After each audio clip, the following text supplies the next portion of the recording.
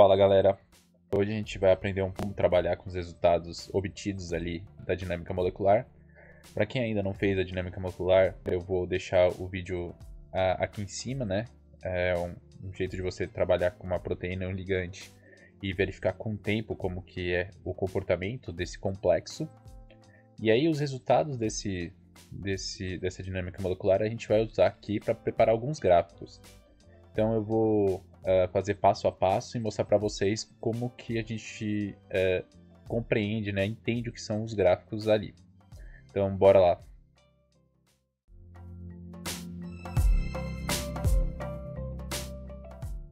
Bem, para a gente começar, né, temos que instalar alguns programas, tanto programas que vão fazer o desenho do gráfico, como também os cálculos ali para gerar esses gráficos. Então é só clicar aqui nesse instalação dos pacotes.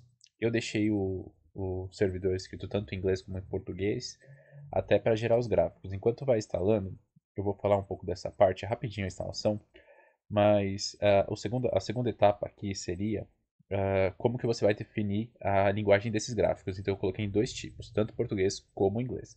Se você não deixar selecionado essa caixinha chamada Yes, né, ele vai até perguntar para você se você prefere os gráficos em português, todos os gráficos serão em inglês. Caso você queira, é só clicar aqui, eu vou deixar aqui selecionado. E outro ponto importante é você definir o tempo total da simulação. Caso você tenha feito a simulação pelo trabalho do vídeo que eu mostrei anteriormente de proteína ligante, eu coloquei como um dos resultados um arquivo .txt que define todos os parâmetros ali importantes da simulação. E num deles você vai ter o resultado como o tempo total da dinâmica molecular. Então você pode ver aqui qual que foi, e nesse caso aqui a gente pode selecionar aqui o tempo que seria em nanosegundo. Então vai ser 1 nanosegundo. Se você não colocar isso, os gráficos vão acabar saindo errado quais usam os valores como o tempo total. Então beleza. Antes de eu executar essa célula, vocês têm que carregar, né? Vai ter que carregar os arquivos gerados da dinâmica molecular. Então esses arquivos result.dcd e result.pdb você vai carregar no próprio servidor. Isso daqui vem da dinâmica molecular. Caso você tenha outros nomes com esses arquivos PDB e DCD, você tem que deixar em result como o nome principal, senão o programa não vai entender. E com eles aqui eu dou um OK aqui para entender que meus gráficos serão gerados em português com esse tempo total.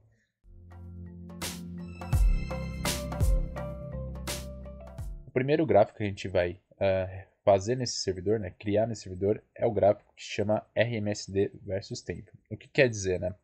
RMSD é a abreviação de Root Mean Squared Deviation, e nada mais, né, de forma bem simplificada, é uma forma de você avaliar a variação da distância dessas coordenadas atômicas, ali, tanto da proteína quanto do ligante, por tempo.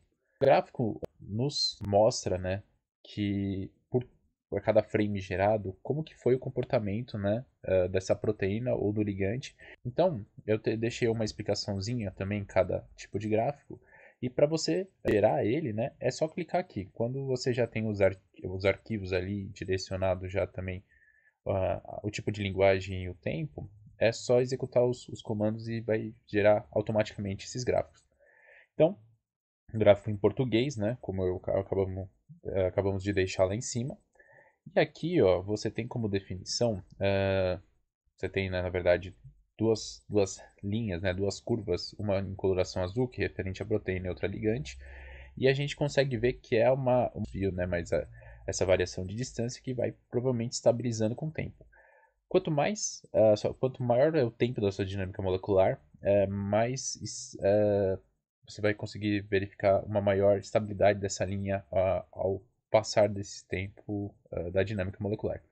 Então, você consegue definir alguns parâmetros como estabilidade, e caso sua proteína se desnaturasse com o tempo ou tivesse alguma modificação extrema, você conseguiria ver. Então, é um gráfico legal para a gente utilizar e compreender a dinâmica molecular.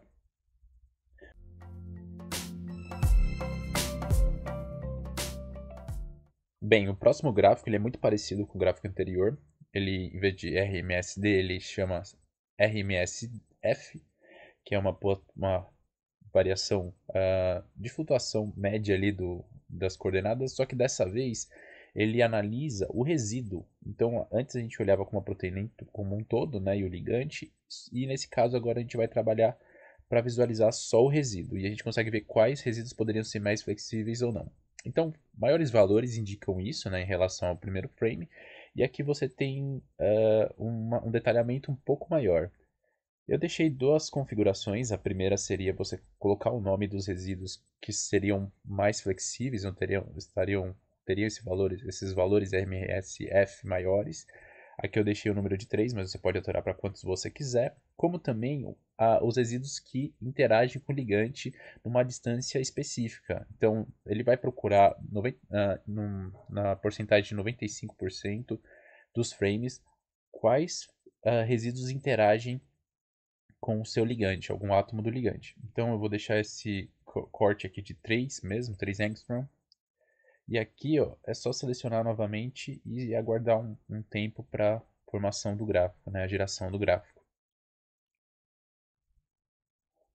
Foi gerado o gráfico, esse é o gráfico. Ele tem algumas características, sendo nessa coloração verde aqui mais clara todos os resíduos e esses valores de RMSF. Você vê que tem alguns que são valores maiores e alguns são menores.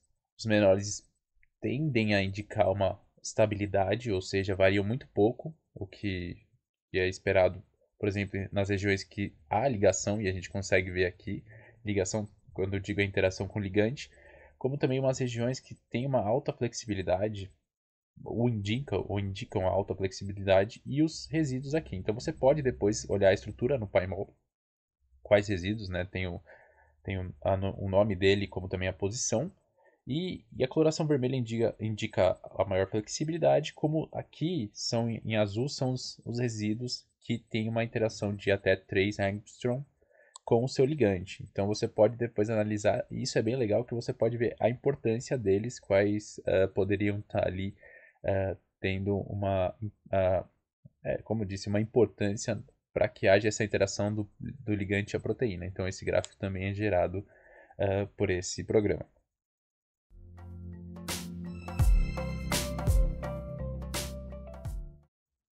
O próximo gráfico que a gente vai gerar é um gráfico que é o detalhamento do detalhamento. Então, agora a gente vai identificar o contato dos ligantes, né? O contato que o ligante faz com os resíduos e quais são esses resíduos e suas características físico-químicas. Conforme o gráfico anterior, você pode selecionar, né, quais resíduos interagem numa distância específica. Vou deixar 3 também para acompanhar o primeiro gráfico ali.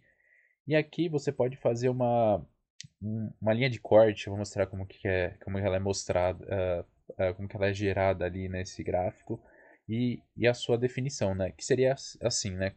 Em quantos frames esses resíduos interagem com o ligante? Em 95% dos frames, em 75% dos frames. Quanto maior essa pontuação, na verdade, né? Quanto maior essa porcentagem, maior é o tempo entre o contato do ligante e o resíduo na dinâmica molecular.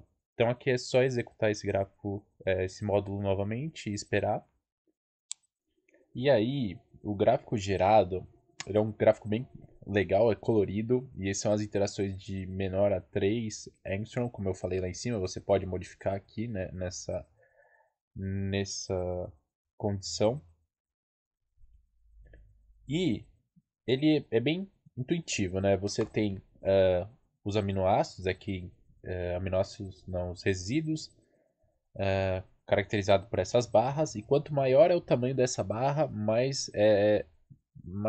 maior é o contato entre esse resíduo com o ligante durante o tempo, né? Ele computa pelos frames.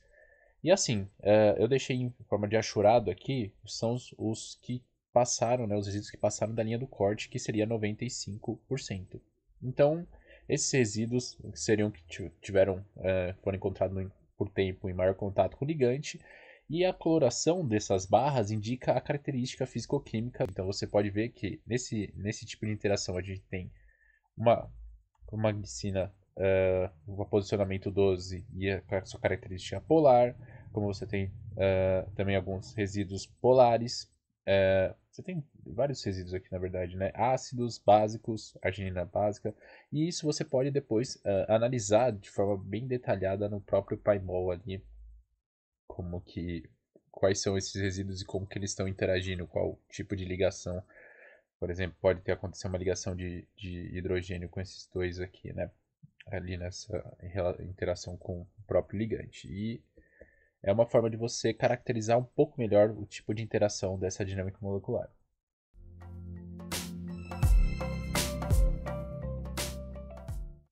O próximo gráfico que a gente vai gerar é um gráfico que tem como eh, definição a distribuição radial e, e para compreender como que ele a intenção dele é você pensar, eu acho que uma forma interessante é uma analogia a uma cebola, né? Você tem, imagina o centro da cebola e as camadas dela, e essas camadas você tenta armazenar o máximo de informação possível. Então, nesse caso, o centro seria o ligante e em volta dele os resíduos de aminoácido ali e nesse gráfico a gente vai definir as características físico-químicas. Então, o gráfico eu vou mostrar para vocês como que é o resultado. Ó, você seleciona ele aqui, acho que ele é bem rápido em relação aos outros. E aqui ele te dá entre uma distância definida ali na imagem, né? Aqui essa distância que você pode alterar é para a geração do gráfico. Quais seriam desse raio, né? Quais os potenciais, quais os resíduos ali estão em volta desse ligante. Então, quando a gente vai aumentando a distância desse raio, né, desse ligante com o resíduo, com a proteína, você vai adquirindo algumas informações. Por exemplo, ele mostra que existem resíduos básicos em volta do ligante na distância entre 2 e 4 angstrom, como também o aparecimento de resíduos ácidos, polares e apolares. E isso te dá uma compreensão não tão detalhada, mas o que seria em torno ali do seu ligante. Então, é uma forma de você avaliar o espaço ali a qual o ligante está definido. Então, você pode também ter essa informação a partir desse tipo de gráfico.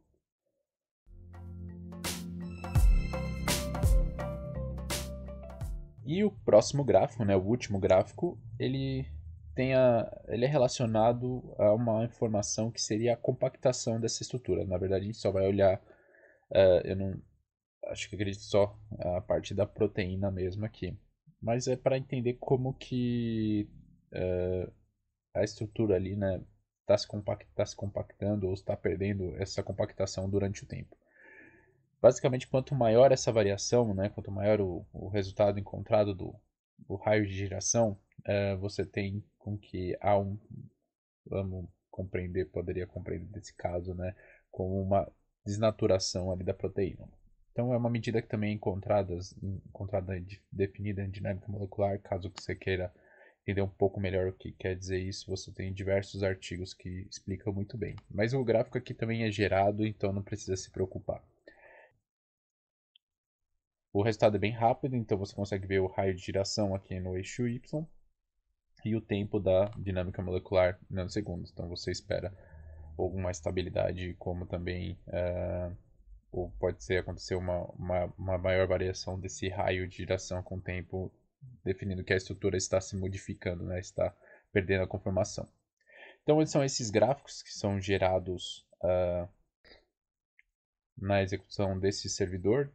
Você pode explorar eles e explicar os seus resultados ali da dinâmica molecular. E depois você pode baixá-los com este último módulo. Ele faz o download, né? Então você pode abrir eles. Ele vai estar graphics.png.